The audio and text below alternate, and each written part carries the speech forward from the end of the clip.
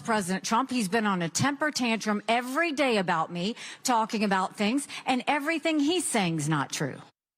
Nikki Haley's choice words for her former boss, now opponent, of course, in the 2024 GOP presidential race, Donald Trump. It is just 6 days away from the Iowa caucuses, where Haley will be meeting voters today at Mickey's Pub in Waukee.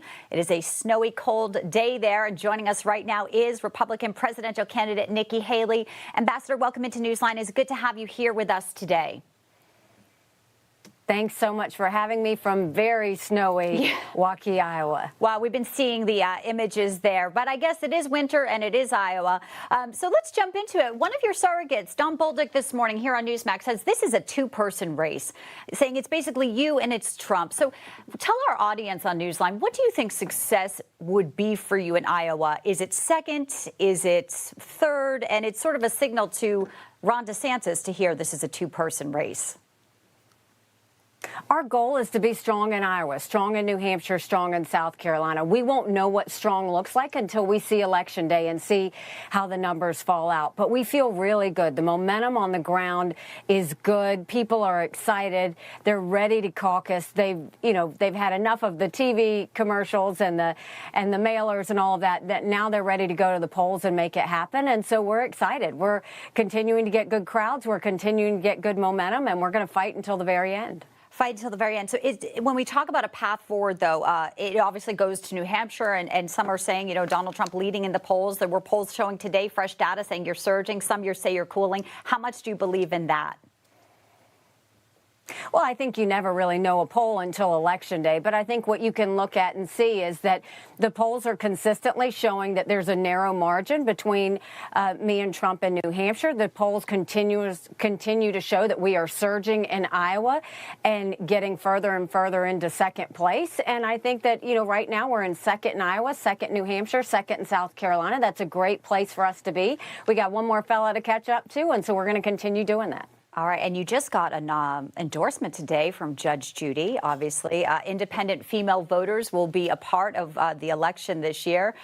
Tell us about some of your endorsements. Obviously, on the ground in Iowa, DeSantis is using his endorsement for Kim Reynolds, Bob Vander Plaats, as some of the momentum he's hoping to gain with just 6 days to go. But you had Judge Judy today, and obviously the female voters are looking at you as the only female in the race here.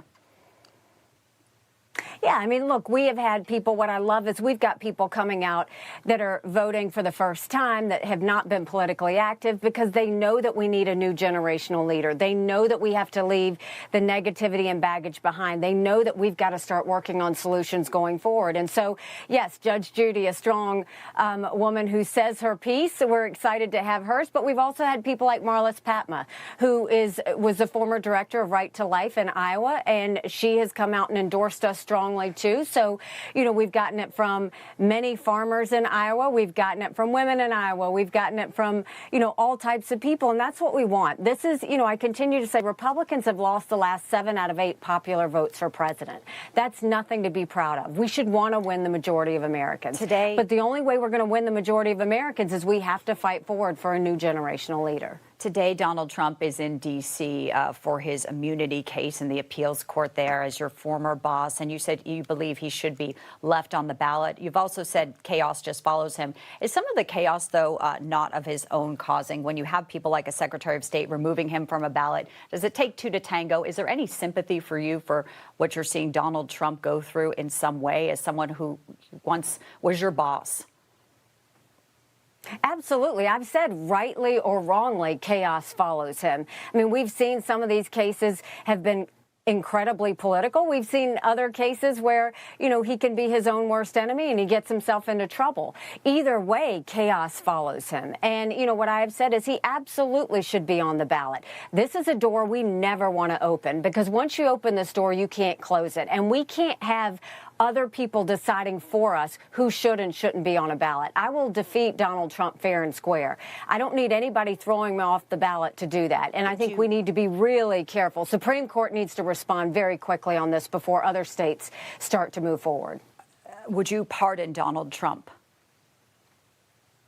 I would pardon Donald Trump. I think that when you talk about a pardon, you're already assuming that he has been found guilty. I think he's still innocent until proven guilty.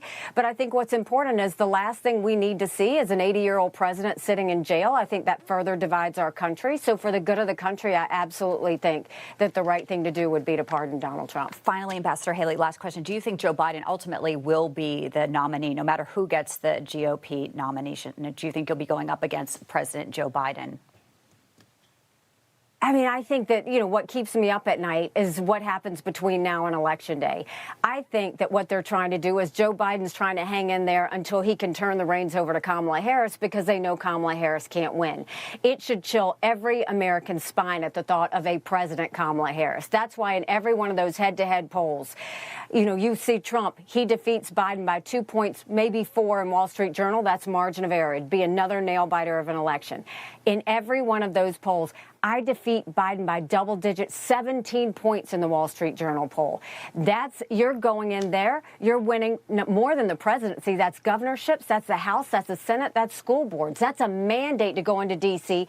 to get our economy under control, a mandate to get our kids reading again and going back to the basics, a mandate to secure our border once and for all, no excuses. Well, we know that is the case you're making to the voters in Iowa today and through the next 6 days. Very important what happens there and on to New Hampshire. Nikki Haley, thank you so much for joining us today here on Newsline. Thanks so much. Go to NikkiHaley.com. We're going to do this.